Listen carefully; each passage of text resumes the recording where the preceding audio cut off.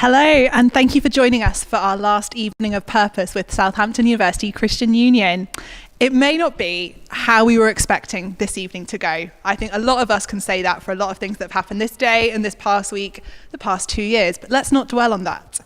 We are so glad that you are joining us in whatever way you are, if that's on your own, if that's with people that you live with, or if you've been invited to join some lovely friends. We're really excited that you're here. To kick us off, we'd love to get you chatting with the friends that you're with. We've got a little question for you, which is, what is the weirdest thing that's happened to you as a student? So we have a little Slido link just here. I have been handily informed will work.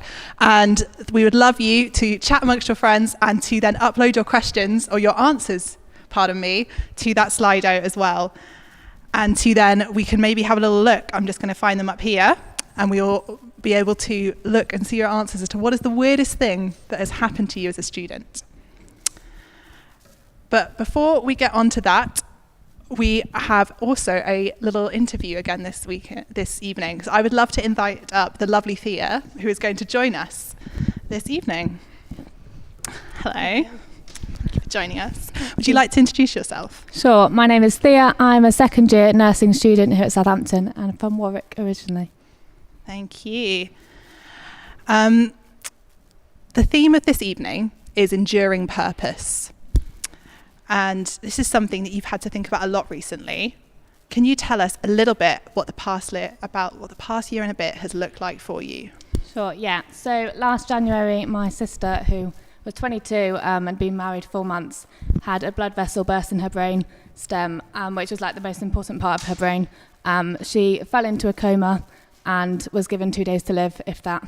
And they told us even if she survived the 2 days, she wouldn't have any memories of who she was, who we were, and she wouldn't have any ability to know what was going on. Wow, that's a lot. And you've been a Christian for a long time. So how did having a faith in Jesus change how you responded to this situation? Sure, I think if I was to sum it up in one word, it would be a roller coaster. And there's so many different parts to it, which I could dip in and out of, but I won't. Probably didn't have time to do all of that. So I think I never really doubted God being real. I think growing up in a Christian family, I always knew God was real, and I'd seen too much to kind of doubt that. But I definitely did doubt God's goodness, and I think, which was quite natural when you're 20, it felt like God was kind of leaving my 22-year-old sister to pass away. But actually, every time I reached that doubt or despair and sorrow, actually, he's really met me in that, and he's really showed me of his goodness. And I think every time I've been led back to the resurrection and kind of how actually Jesus, through suffering and through going through the worst suffering anyone could ever go through, that's meant Hannah is safe and that meant Hannah is secure. And actually, I remember really early on in like the early hours of the morning, just like battling with what was going on, and actually knowing that no matter what happened, I knew I would see Hannah again, and I knew she was safe, and that not even death could stop Jesus from having victory. Amazing. So how's Hannah doing now? Yeah, so Hannah has come such a long way. She has moved to a hospital near home in Nuneaton. She has now begun to talk, so she can talk kind of a few sentences at a time, or a few words. She actually has every memory she's ever had, including actually really weird memories of us all in like family holidays 15 years ago. But she's doing really well. There's still a really long way to come, but like considering where we were a year ago, she's doing great. Amazing. So how is your faith at now? Yeah, so still very up and down, still a roller coaster, but I think actually having God who met me in despair and knowing that he knows me and he knows every thought that goes through my head, even when I'm really low, has actually just completely changed it. And I think a lot of people have been like, how do you stay a Christian and how do you still believe in God when this is going on? But actually, he is the only hope we have, and I think I don't know how I would go through this without God. And yeah, he has just met me in the worst times. And I think even Hannah, she said so many times that she knows that God has been with her. And with COVID stopping visiting so many times, she has literally said out loud before, and like, with Jesus, all things are possible. And for someone who can't talk a lot, it's just been amazing. So yeah, I've just clung on to the hope, and actually, instead of trying to pull away when things are hard, knowing that God isn't a distant God and he's a God that suffered for us and still suffers with us now. So just cling on to that and try to continue trusting. Thank you so much for coming and sharing with us this evening. And we would love you guys to now have a think through and discuss what has stood out to you from what Thea has just shared with us. It could be something big, it could be something small, but have a chat with your friends that you're with. What has stood out to you?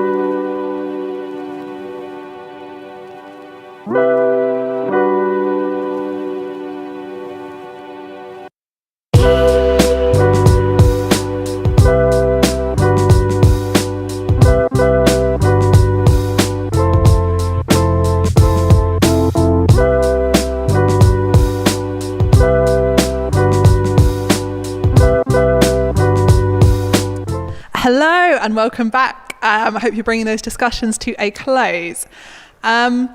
We have with us now Pete, who some of you may recognise if you've been to a couple of other of our Purpose talks this week. Pete is our speaker for this evening, and I'd like to ask you, Pete, what was your weirdest experience as a student? Well, I had this repeating experience, which was whenever I dressed up in fancy dress a few times. Once I went to a 70s party, I wore a see-through shirt, I saw my tutor. I then dressed up as the Titanic with somebody else, went to a bar in a different part of town, saw my tutor. Third time, dressed up as William Shakespeare, wearing a particularly attractive pair of tights. I remember saying to my housemate, it'd be really funny if I see my tutor tonight. Sure enough, there he was. He definitely was following you. Yeah, I felt like I was being stalked. And we have one from the Slido that I'm going to read that I don't know if it's true or not, but I would like it to be. That they say, I met Michael Bublé while I was having a pint outside my Christmas ball. Bow tie on, pint in hand. I nodded at him, he nodded at me. Well, anonymous submitter, I do hope that was true, but I really doubt that Michael Bublé was at your Christmas ball, but I hope you can hold on to that as a story. Well, I am now going to hand over to Pete, who is going to talk through our last theme of enduring purpose. So over to you. Amazing. Thanks, Louisa. Honestly, what a strange day it has been in Southampton today. This was not something I bargained for when I came down from Leeds at the beginning of the week. I'm told life is always this exciting in Southampton. This evening, we're thinking about this theme of enduring purpose. Is death the end? And this week we've been thinking about experiences that are common to us as humans. Tonight we're thinking about something which will definitely be common to all of us, what is sometimes called the ultimate statistic. So most people, when I've talked to them about this, will tell me that they hope that there is life after death. And I think in part this is because we all know that death seems so shockingly final. It's particularly true, I think, if we place our own deaths into the big story of death. That not only that we are people who will die, but we're part of a race who will die on a planet that will die. And that is troubling, isn't it? If death is the final word on our lives, then it casts all of our experiences into a different light. What are we? Are we just dust? Death seems to mock the past. Whatever you've achieved up until this point, ultimately death says it's for nothing. But death robs us of our future as well. So much seems to be left unsaid, unfulfilled, unresolved. It's as if a brutal full stop is injected into the middle of a paragraph. Somebody recently told me that life is like a sunset. No sooner have you noticed how beautiful it is, that it's all gone. So death affects the past, it affects the future. More subtly, death affects the way we experience the present as well. After all, ultimately, what is FOMO but squeezing as much as we can out of life, knowing that irrepressibly the seconds are ticking, ticking, ticking away. And we feel the pressure of having done something with our lives. It's this reality that can make suffering so hard. If actually we already have lives which are much shorter than we would like, and then pain gets in the way, stopping us from doing what we want to do, then what then?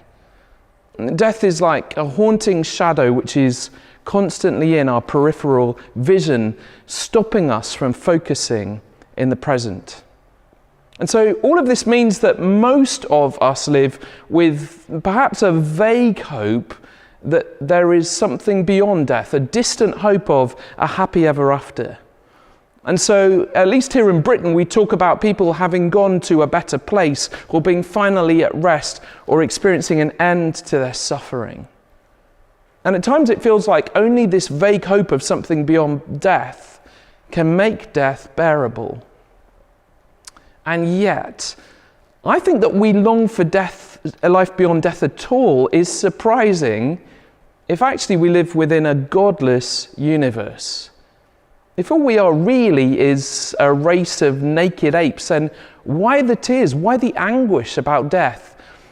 If, as the Hampshire poet Alfred Lord Tennyson so famously put it, reality, nature is red in tooth and claw, then why should we feel aggrieved about death? Death is just the ultimate reality. Yet across human hearts and human cultures, humans instinctively feel that our experience needs to envelop more than just what this world can deliver. The French philosopher Simone de Beauvoir spent her entire life arguing that death was natural. She called it the final experience. But that all changed as she had to watch her mother dying of cancer. She was totally rocked. And in the aftermath, she wrote, "There is no such thing as a natural death." 3,000 years ago, one of the Old Testament writers put it like this. He said, "God has set eternity in the human heart." It's as if he's saying we long for a happy ever after for ourselves, for humanity. Why? Because God himself has set this desire in our hearts. And we think, yes, I would like to believe that, but there's no sure sign of a happy ever after, is there? We're going to split, as we have done on other evenings this week, into discussion groups. And here's the first thing for you to discuss. How do you react to Simone de Beauvoir's statement that there is no such thing as a natural death? 4 or 5 minutes in your discussion groups, and then I'll be back.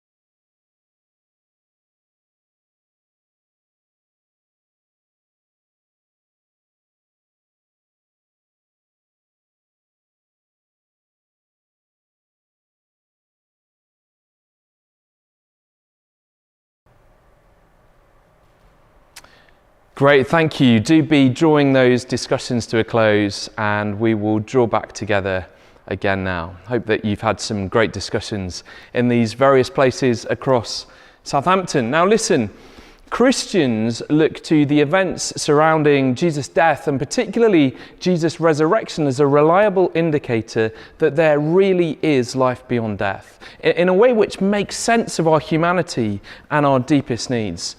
In a moment, we're going to discuss some of the evidence for Jesus' resurrection, but first let me set the context.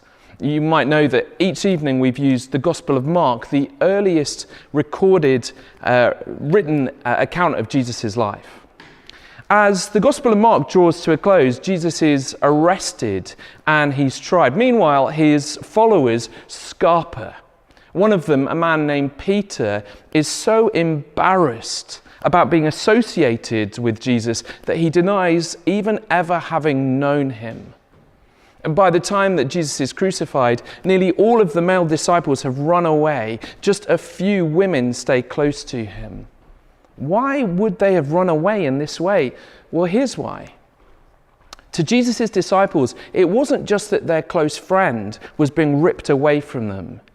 It was that their dreams had been shattered. The Old Testament is the part of the Bible written before Jesus, and it carries a consistent message that our world is broken. Humanity has walked out on the God of life and has been plunged into an existence of decay and death. And yet throughout the Old Testament, God keeps promising that he will do something. In particular, there are promises that God will send a king who will set humanity free from the grip of death and restore us to the God of life. In other words, through this king, God promises to put the world back together.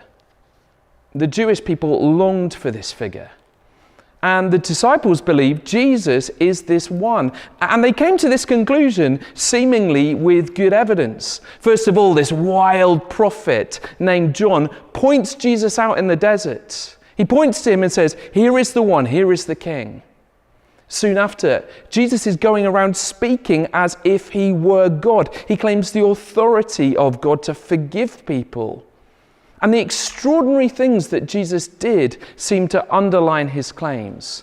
We thought about one of the incidents earlier in the week. He calms a storm merely by rebuking it. He heals disease. On one occasion, he raises a dead girl to life simply by speaking to her. And to the disciples, all of the evidence pointed in one direction. Jesus really was the king going around putting the world back together again. Oh, but now, Jesus had been crucified. Now, how could Jesus possibly be the one? How could a dead man put the world back together again? And so on the Friday that Jesus was crucified, as his body was laid in the cool of the tomb, to the disciples it was all over. That's why they ran away, embarrassed, humiliated, disappointed. And yet, history tells us that in the decades following these events, Christianity exploded like wildfire around the Mediterranean basin. What led Jesus' disconsolate disciples to becoming some of the most courageous people in the whole of the ancient world, willing to die on the claim that Jesus was God's king? Well, as I've said, this week we've been using the earliest written account of Jesus' life, Mark's Gospel. And I'm going to take us there one more time into chapter 16, if you have it with you. Follow along if you can. Verse 1 tells us that when the Sabbath was over, in other words, on Saturday evening, some women go to buy spices. They want to anoint Jesus' body to make sure that his body is properly honoured. And then as soon as dawn breaks on the Sunday morning, they head to the tomb. In their grief, they'd apparently not really planned it. Verse 3 tells us they are halfway there when a problem strikes them. They ask each other, who will roll the stone away from the entrance to the tomb? It's a problem, isn't it? None of Jesus' male disciples are around. They're too afraid to show their faces. But in their grief, the women press on. I think it's also realistic, isn't it? You don't really plan during a time of grief. You just do the next thing on your to-do list. Verse 4 tells us, though, that when they got there, they discovered that the stone, which was very large, had already been rolled away. And then things get very strange. Verse 5 says, as they entered the tomb, they saw a young man dressed in a white robe sitting on the right side, and they were alarmed. We ask, who is this man in white? Well, Jesus taught on several occasions that he would suffer and die, despised and rejected as a nobody. But he also insisted that one day the world would see that he's the sort of supernatural king that has angels as his servants. And now, here is an angel serving him. None of us has the capacity, even if we wanted, to use angels as messengers. We have to use WhatsApp. And yet it turns out that Jesus has exactly this kind of status. He is apparently the kind of man, he is apparently the kind of king that angels attend. And listen to the messenger's words. Don't be alarmed, he said. You are looking for Jesus the Nazarene who was crucified. He has risen. He is not here. I wonder how you react to these words. Most people that I meet, many people I meet, think that they are a load of nonsense. They don't even investigate the evidence for Jesus' resurrection. Dead people don't rise, they say. Perhaps that's you. You're thinking, I have not tuned into this on a Friday evening to be patronized by some stupid fairy story. But if that's you, you need to know that the Christian hope of resurrection isn't based in the realm of fairy story, but of fact. I want to tell you that two particular facts convinced the early followers of Jesus that he really had risen. And the first was that Jesus' tomb was empty. Listen again to verse 6. Don't be alarmed, the angel said. You're looking for Jesus the Nazarene who was crucified. He has risen. He is not here. See the place where they laid him. Have a look, he's saying. The body is gone.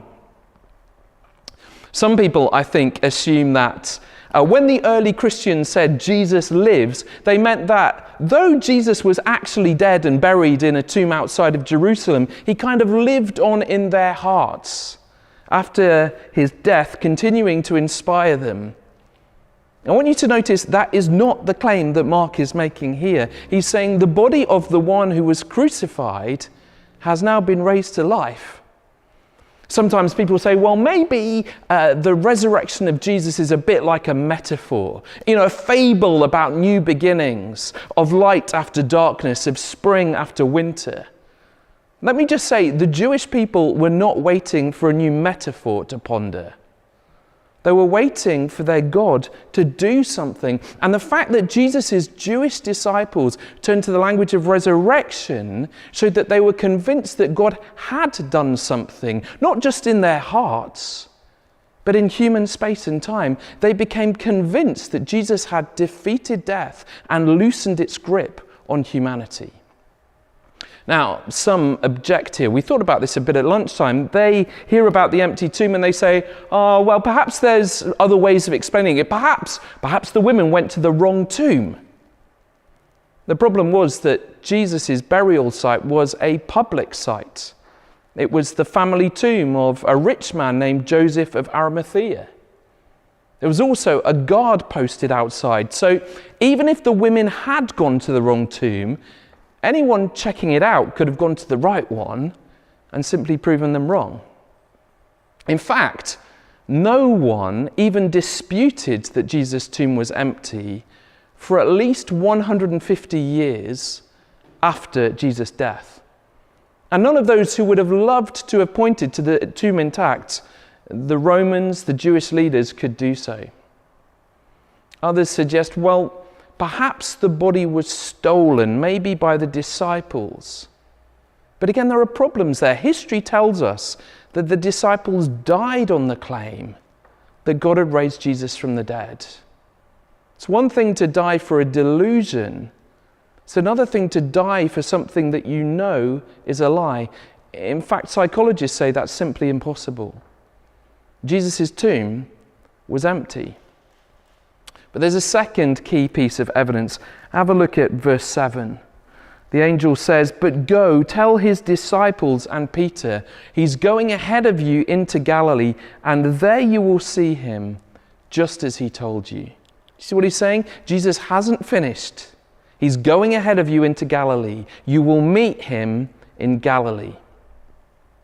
We actually have some records of these post-resurrection appearances of Jesus to the disciples in some of the other Gospels, and it's the other major piece of evidence that we need to consider. Sometimes Jesus meets the disciples as individuals. Sometimes he meets them in groups. On one of my favourite occasions, he meets the disciples on the beach and cooks them breakfast. Isn't that amazing? On another occasion, he meets more than 500 of the disciples at the same time. Writing only 20 years later, the Bible writer Paul can say, they're still alive, most of them, as if he's saying, go and ask them, go and check it out for yourself. And so the first Christians were convinced that Jesus was alive, in part because they had met him. Now again, people try to account for this evidence by other means. Perhaps they say, well, Jesus didn't die. He just fainted, and then he was revived in the cool of the tomb. But listen, nobody survived crucifixion. Even before this, Jesus had been flogged. That about killed people even before they were crucified. Then Jesus had been buried, his body wrapped tightly in linen cloth. And so what we're saying is Jesus would have had to have wriggled free, pushed back a stone that it would normally take at least 20 men to move, fight off the guards, and then even if he'd done that, somehow persuaded the disciples that he had conquered death. I think we would have to say, at the very best, Jesus would have struggled up at death's door, perhaps somehow persuading them that he'd had a brush with death, but hardly one who had power over death. The idea that the sightings were hallucinations, I don't think holds water either. The disciples weren't wishing that Jesus would rise from the dead. They thought it was over. And again, psychologists tell us that it is impossible to have a group hallucination where the same people who hallucinate the same thing at the same time. In fact, the most common idea today is that the story of Jesus rising from the dead is simply a legend that built up over years. The idea goes like this: there was this inspirational man called Jesus, and then out of respect for him, things gradually got bumped up by his followers, such that eventually he was a uniquely good man. Then he was the Son of God. And then before they knew it, they had to make up a whole load of stories to justify the idea that he was the king and that he was more powerful than death. And the problem is that it doesn't fit the history. Scholars will tell us that legends develop slowly, and even skeptical scholars concede that the majority of the New Testament was written just within a few decades of these events. And yet it describes communities of people who are already worshipping Jesus as the King, as God, with power over life and death. So the early disciples were convinced because Jesus' tomb was empty, but they were also convinced because Jesus was alive. They'd met him. And so the question comes to each of us: how will we account for these facts? Again, there's an opportunity now to split into your groups. If I know some of you, I've seen photos, are in very large groups. If you're in a very large group, you might want to split down into groups, maybe no more than 6, so that you can discuss together. And to think about this question: Jesus' body was gone, and then individuals and groups claimed to see Jesus. So how have you heard people explain these facts? And then also, if you feel brave, how do you personally explain them? And what further questions do you have? I'll give you a few minutes and I'll be back in a few moments' time.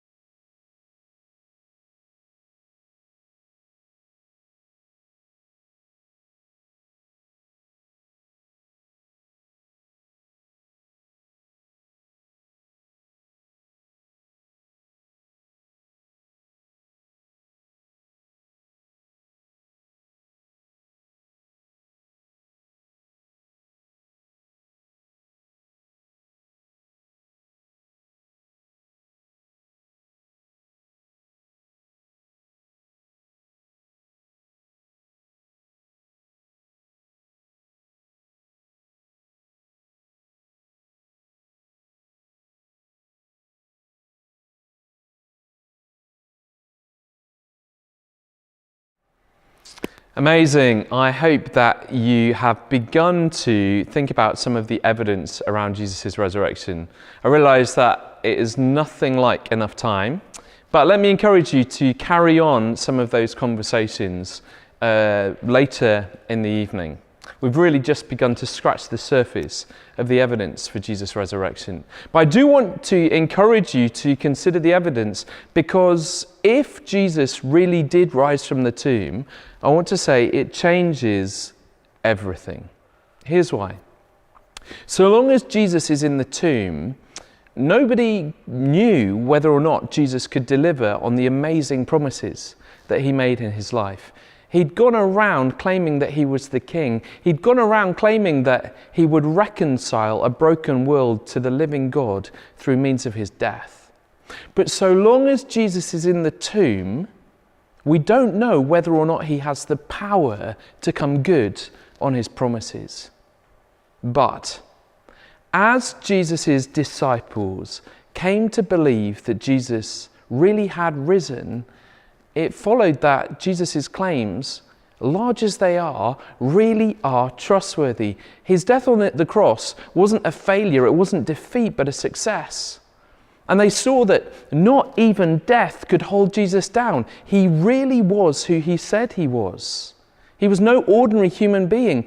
He really was the king, and he really had come to do all that he claimed that he could do.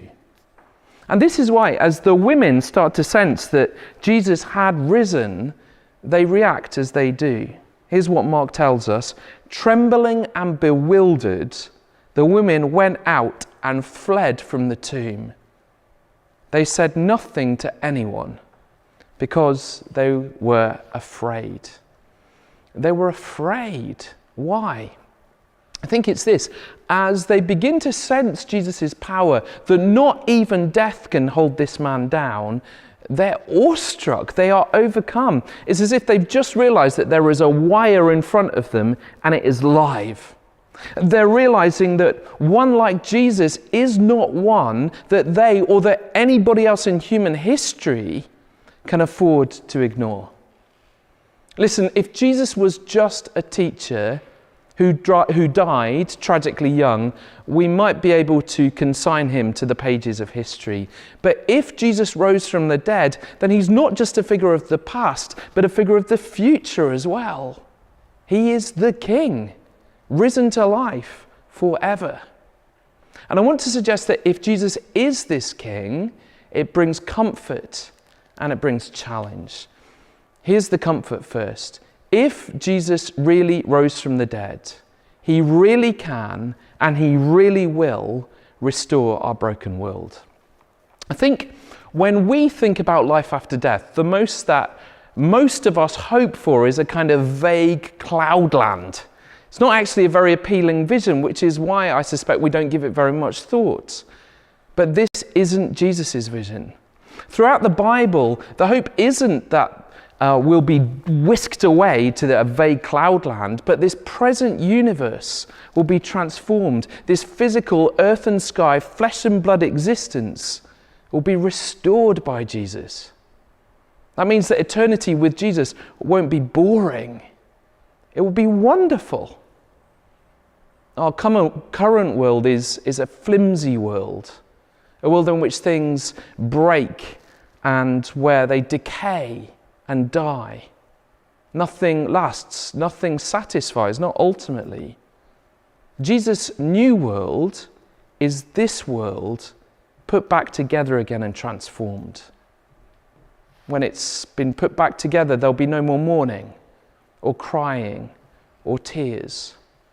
We'll know more joy and pleasure and satisfaction than we have ever known before. In fact, Mark gives us a picture of this throughout his gospel. He gives us snapshots of Jesus' world made new as he shows us Jesus healing the sick and bringing sight to the blind and causing lame people to get up and walk and dance. Jesus doesn't ever whisk anybody away to some vague cloudland. In fact, he gives us a taste of what his restored kingdom will be like. It's beautiful. And after all, that's why the disciples were so devastated by Jesus' death. It looked like death had stopped Jesus in his tracks. from bringing about this new world. And yet Jesus' resurrection shows that he is even more powerful than death. Jesus' resurrection shows him that nothing and no one can stop him. He really does have the power to put this broken world back together again. And indeed, he started to do it. He started doing it through restoring all of those who trust in him back to his Father, the one true God. But one day he'll come and finish the work. He'll restore the entire universe to how it was made to be.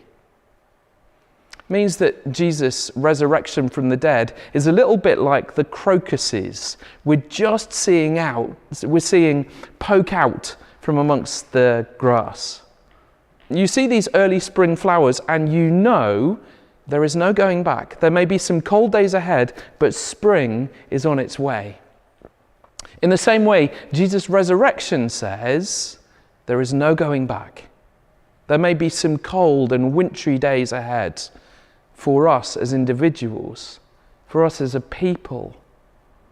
But there is no doubt, says Jesus' resurrection, we are headed towards the eternal sunshine of a world made new.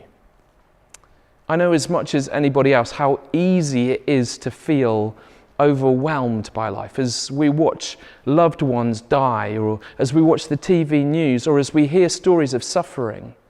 So easy to feel overwhelmed that there is no hope. Jesus' resurrection declares that he is bigger than any challenge that you or I can face. It says Jesus really is coming back. There really will be a happy ever after. But if Jesus' resurrection brings comfort, it also brings challenge. Because the message of the earliest Christians was, get ready because King Jesus is coming back to put everything right. And when Jesus comes back to put things right, it will be to do justice. He'll put things right. He will right wrongs. He'll deal with the mess. Yet that means dealing with everything that falls short of the perfect hallmarks of Jesus' world made new. Which means that when Jesus comes back, he'll need to deal with each of us too. We face his justice. Might be that you are thinking, do you know what? This is making me feel a bit uncomfortable. I'm actually a bit afraid of Jesus, because if he really is the resurrected king, if he really is this powerful figure, if really nothing and no one will stand against him, then given the way that I've treated him my whole life, and given the way that I've lived in his world and treated him at best as a footnote, then surely he won't want me in his world made new. I want you to notice, though, the lovely touch of what we read earlier in verse 7. The angelic messenger says, but go tell his disciples and Peter. Peter. There's a special word for Peter. Peter who denied Jesus. Peter who had disowned Jesus. Peter who had even been embarrassed to be associated with Jesus. Peter who probably imagined if Jesus was alive again, would never ever want to see him again. And yet Jesus, the resurrected King, reserves a special word for Peter. Many people, many students, when they start to really grapple with Jesus' death on the cross, and when they come to sense that Jesus might just be the King of the universe, willingly crucified, very often they're moved to deep sorrow and even remorse for how they've lived.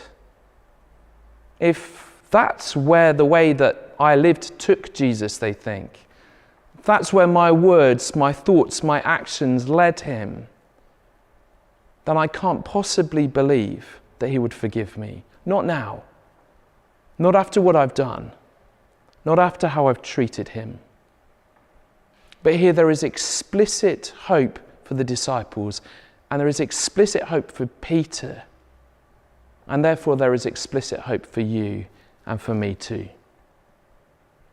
This is why the earliest Christians proclaimed, turn to King Jesus? Will you turn to him? Will you receive his forgiveness? Will you cast yourself upon him for mercy? And will you join him in what he's doing in this world? Listen, if you have never done that, let me say tonight would be a great time to do it, particularly if you've journeyed with us this week. Haven't the last 24 hours taught us that we just don't know what is next around the corner for any of us? And so particularly to those who've journeyed with us this week, may I implore you, don't put it off. In all honesty, you don't know the next chance you will have to give Jesus this kind of proper concerted thought. Listen, your indecisiveness is not going to stop him from putting the world right. Nothing and no one will stand in his way, least of all you. And so make sure you're standing on his side when he comes to put the world right. Because if you cry out for mercy, if you ask Jesus if he'll have you, his answer is guaranteed. And it will be this: of course I'll have you. That's why I came.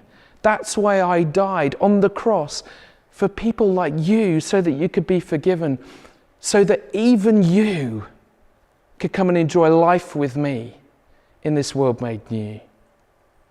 Will you know that hope tonight? Will you know it? Because this is a hope that even in a world of death can bring real resolution to the past, real hope as we face the future, but also real life as we live today, living for others and living for him, in the certain hope that with Jesus, death is not the end. In a moment, I'm going to come back up and encourage us to respond. But in the meantime, we'll split into our discussion groups for one final time. And here's the question I'd like you to discuss. If you became convinced that Jesus truly rose from the dead, how might this comfort you and how might it challenge you? Discuss that in your groups for a few minutes now, and I'll see you shortly.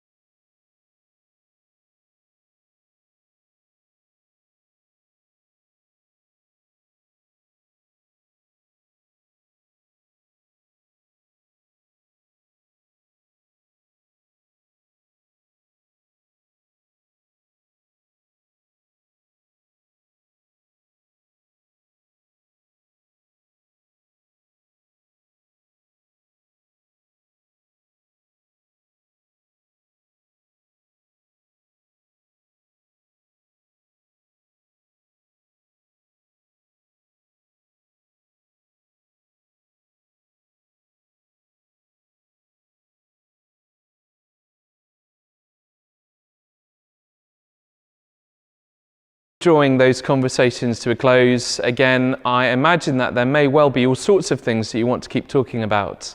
And in a few moments' time, after we've formally finished, it might be that you want to turn back into those groups again.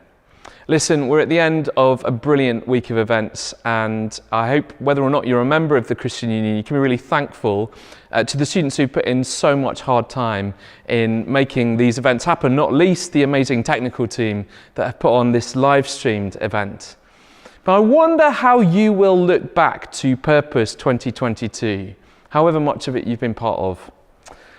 I reckon there might be 3 different responses that we will see. Some people, I would reckon, might be quite skeptical.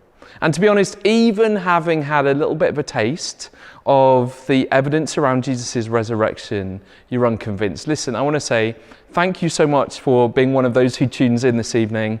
Thanks so much for responding to the invite. If I might just be a bit cheeky, I might say this. I wonder if you would be skeptical of your skepticism. In other words, if you are going to walk away from Jesus and his amazing claims, I just encourage you to be absolutely certain that you have the grounds to do so. Some of you might want to find out more. You have actually realized, perhaps for the first time today, that you've never really accounted for the evidence around Jesus' resurrection. And actually, it has never really occurred to you to investigate the claim that Jesus could be God's King, the one who's come to put the world right.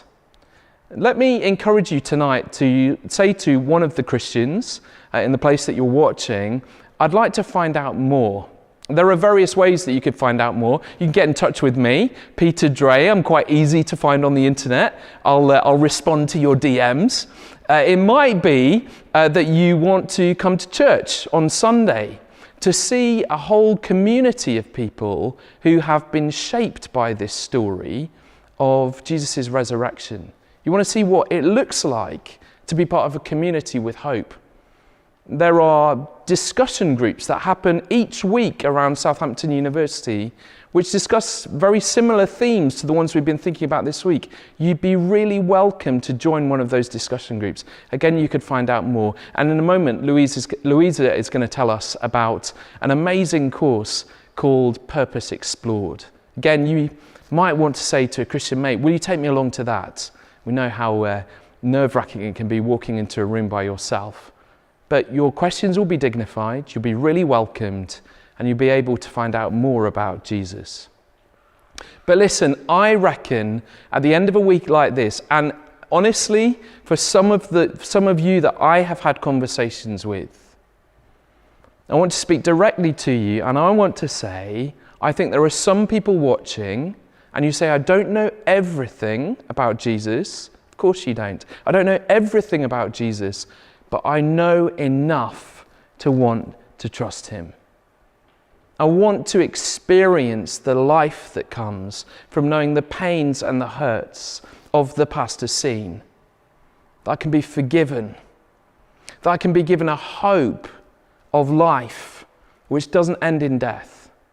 And that I can be free to enjoy real life now with my Creator, won for me through the death of Jesus.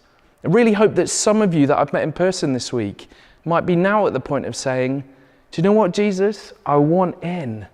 I want to know this one who has beaten death. And so what we're going to do now is something that we have done every evening this week. I'm just going to say a prayer. What's prayer? Prayer is talking to God. And if you want to begin a relationship with the living God, you begin it like any other relationship by talking. And if you want to begin this relationship, it might be that you want to echo along this prayer in your heart. You don't need to say anything out loud. You don't have to show that you're echoing along at all, actually. But just make this prayer your own. If that's not you, if you're one of those other categories, then don't feel any pressure to pray along. You might just like to listen to the words of the prayer, or you might like to think about something else. But what I'm going to suggest now is that in our various satellite contexts across Southampton, we now all honour those who want to enter into this relationship. So what I'm going to suggest is that we all now close our eyes so that we can respect those who want to begin this journey. So if you want to pray along with me, I'm going to say a prayer of sorry, thank you, and please. Let's pray. Father God, I'm sorry. I'm sorry for the way that I have lived in your world and for the way that I've treated you. I can see that I have contributed to the world's brokenness. Thank you. Thank you that you welcome even those who have disowned you, paving a way for me to know you through Jesus' death.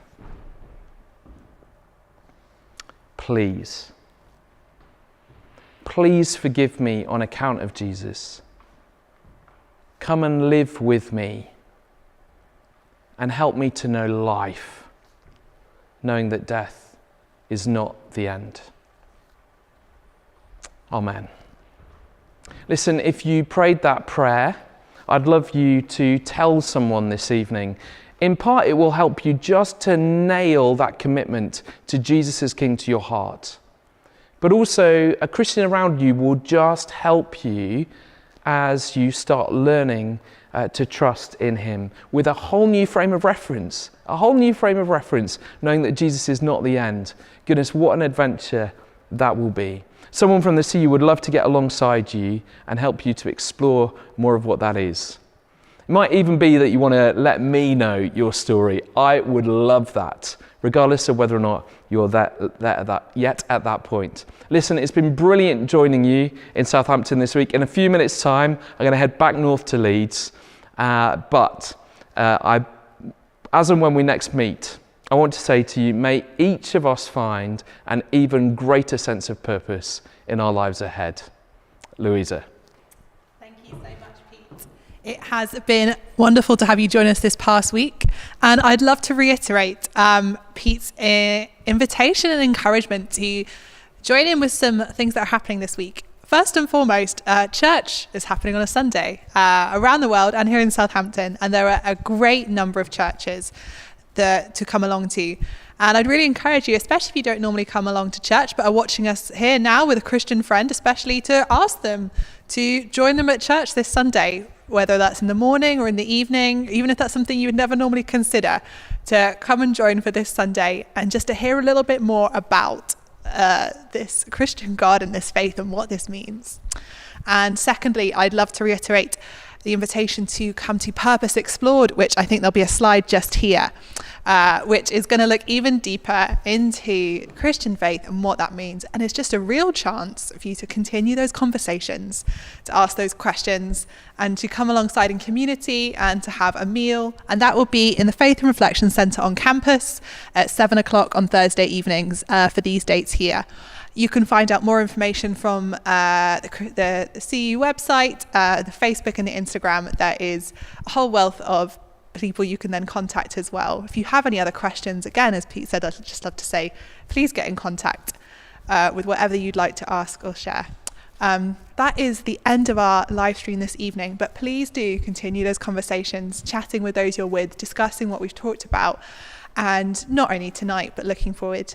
So thank you very much for joining us.